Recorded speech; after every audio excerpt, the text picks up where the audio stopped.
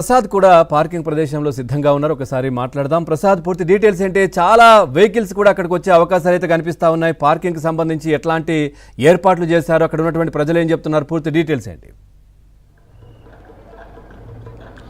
పవన్, అమరావతి వైపే అన్ని అడుగులు పడతా ఉన్నాయి. ముఖ్యంగా రాష్ట్ర వ్యాప్తంగా ఈరోజు ప్రజలను కూడా సంబరాలు చేసుకుంటున్న పరిస్థితి. ఎందుకంటే గత 5 ఏళ్లుగా అమరావతిని అన్ని విధాలు కూడా నాశనం చేసిన జగన్మోహన్ రెడ్డి ప్రభుత్వం ఓడిపోవడం, కూటమి ప్రభుత్వం వచ్చిన తర్వాత ముఖ్యంగా చంద్రబాబు నాయకత్వంలో ఆయన సారథ్యంలో మళ్ళీ అమరావతి పునర్నిర్మాణం పూర్వవైభవం సంతరించుకోవడంతో ఈరోజు ఇటు రాయలసీమ నుంచి ఇటు ఉత్తరాంధ్ర నుంచి పెద్ద సంఖ్యలో ప్రజలు అమరావతికి తరలి వచ్చారు. మరికొద్దిసేపట్లో ప్రధాని నరేంద్ర మోడీ ఈ అమరావతిలో అడుగు పెట్టనున్నారు. ఎందుకంటే గతంలో కూడా ఆయనే దాదాపు 2,000 కోట్లు కేటాయించి ఆ రోజు నిర్మాణానికి శంకుస్థాపన చేశారు.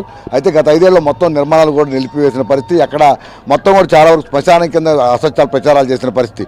మళ్ళీ కూటమి ప్రభుత్వం వచ్చిన తర్వాత ఎవరైతే నోరేసుకుని పడ్డారో, నోళ్ళు వేసుకుని విమర్శలు చేశారో, ఇప్పుడు వాళ్ళందరూ కూడా నోళ్లు వెళ్ళబెట్టే విధంగా ఈరోజు పునర్నిర్మాణ పనులకు అంకురార్పణ చేసే విధంగా చంద్రబాబు నాయుడు చేపట్టిన ఈ కార్యక్రమానికి డిప్యూటీ సీఎం పవన్ కళ్యాణ్తో పాటు రాష్ట్ర మంత్రివర్గంతో పాటు అతిరథ మహారాజులు ఎందరో వస్తున్నారు. ఇక ప్రధాని నరేంద్ర మోడీ ముఖ్య అతిథిగా వచ్చి దాదాపు 1,00,000 కోట్ల రూపాయలకు సంబంధించే పనులు ప్రారంభోత్సవాలు కావచ్చు, చేపట్టబోయే పనుల శంకుస్థాపన కావచ్చు, మొత్తం కూడా ఈరోజు ఆయన చేతుల మీదుగా మరోసారి అమరావతి పునర్నిర్మాణానికి నేతృత్వం వహించే విధంగా ఈరోజు చంద్రబాబు సారథ్యంలో ఈ నిర్మాణ పనులు చేపట్టారు. ప్రస్తుతం మనం ఎక్కడైతే సభా వేదిక ఉన్నామో నరేంద్ర మోడీ కావచ్చు, ముఖ్యమంత్రి చంద్రబాబు నాయుడు, డిప్యూటీ సీఎం పవన్ కళ్యాణ్, ఇతర అతిరథ మహారాజులందరూ కూడా మరి కాసేపట్లో మధ్యాహ్నం 2 తర్వాత ఆశీన్ కాబోయే ఎదురుగా కనిపిస్తున్న ఈ టెంట్లోనే సభ జరగబోతుంది.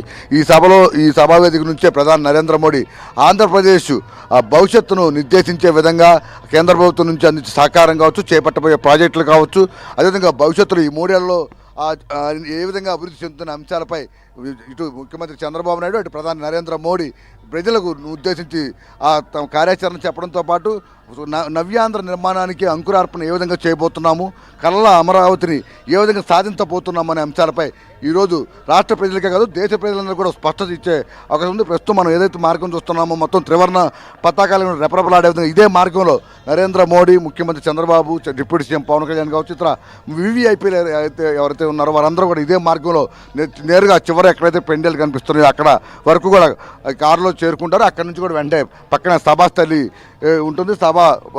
వేదికపైకి చేరుకుని ఆ ప్రసంగాలు ప్రారంభిస్తారు. ప్రధానంగా ఈరోజు అన్ని మార్గాల వైపు నుంచి ఇటు గన్నవరం ఎయిర్పోర్ట్లో మధ్యాహ్నం ఆయన దిగే నేపథ్యంలో మొత్తం అక్కడ గన్నవరం ఎయిర్పోర్ట్ నుంచి ఇక్కడ సభాస్థలికి చేరుకుని అన్ని రోడ్డు మార్గాలు కూడా భారీగా పోలీసు బందోబస్తు ఏర్పాటు చేస్తారు. ఎక్కడ ఎటువంటి అవాంఛనీయ ఘటనలు జరగకుండా మొత్తం సీసీ కెమెరాలతో పర్యవేక్షిస్తున్నారు. ఇటు విజయవాడ పోలీస్ కమిషనరేట్లోను, కలెక్టర్ కార్యాలయంలోను, డీజీపీ కార్యాలయంలో, గుంటూరు కమిషనర్ కార్యాలయంలో ఇలా ప్రతి చోట కూడా కంట్రోల్ రూమ్లు ఏర్పాటు చేసి అటు గుంటూరు వైపు నుంచి వచ్చే మార్గాలు కావచ్చు, ఇటు విజయవాడ వైపు నుంచి వచ్చే మార్గాలు కావచ్చు, ఇటు నందిగామ వైపు నుంచి వచ్చే మార్గాలు, అన్ని మార్గాలు కూడా పూర్తిగా సీసీ కెమెరాల పర్యవేక్షణలో సాగుతూ ఉంది. ఇక పార్కింగ్ సంబంధించి దాదాపు 5 లక్షల మంది ఈ సభకు హాజరవుతారని అంచనా వేసిన అధికార యంత్రాంగం రాష్ట్ర ప్రభుత్వం ప్రత్యేకంగా ఏర్పాట్లు చేసింది. ఇప్పుడు మనం చూస్తూ ఉన్నాం ఇక్కడ ఎదురుగా కనిపిస్తున్న ఈ ప్రాంగణం మొత్తం వీవీఐపీలకు మాత్రమే కేటాయించారు. ఆ తర్వాత వరుసగా ఇతర వాహనాలన్నీ కూడా ఇటువైపు, అదేవిధంగా సభకి అటువైపు 2 వైపులో కూడా భారీగా ఈ పార్కింగ్ సంబంధించి కేటాయించడంతో పాటు ఎక్కడా ఇబ్బంది కలగకుండా ట్రాఫిక్ రద్దీ లేకుండా పూర్తిగా మానిటరింగ్ చేస్తూ ఏసీపీ, సిపి స్థాయి అధికారులను నియమించడంతో పాటు ఎక్కడ ఈ ట్రాఫిక్లో మళ్లింపులకు సంబంధించి కూడా ఇప్పటికే ముందస్తుకు ప్రకటన చేశారు. ఇక మొత్తం ఈ మార్గంలో అమరావతి పరిసర ప్రాంతాల్లో మొత్తం ప్రత్యేకంగా ఏ పనులు ఏ విధంగా చేపట్టబోతున్నామని సైన్ బోర్డులు కూడా ఏర్పాటు చేసి ఇక్కడికి వచ్చే ప్రజలందరూ కూడా వెంటనే అవగాతం చేసుకుని అమరావతి నిర్మాణానికి ప్రతి ఒక్కరూ తమ వంతు సహకారం అందించే విధంగా ఇటువంటి సైన్ బోర్డు ఇప్పుడు 3,000 మనం చూస్తూ ఉన్నాము. 3,300 కిలోమీటర్ల నడక, సైకిల్ మార్గాలు, అదేవిధంగా సోలార్ టెర్రస్లు, ఇట్లా ప్రతిదీ కూడా సంబంధించి ఇట్లా చాలా చోట్ల సైన్ బోర్డులు ఏర్పాటు చేసిన పరిస్థితి. అదేవిధంగా రోడ్లు, విజయవాడలో రైలు మార్గాలకు సంబంధించి, ఎయిర్పోర్ట్ల అభివృద్ధికి సంబంధించి ఇలా ప్రతి అంశాలకు సంబంధించి కూడా మొత్తం ప్రజలు తెలుసుకునే విధంగా పాంప్లెట్లు కూడా ముద్రించి మరీ కరపత్రాలు ఇస్తున్న పరిస్థితి.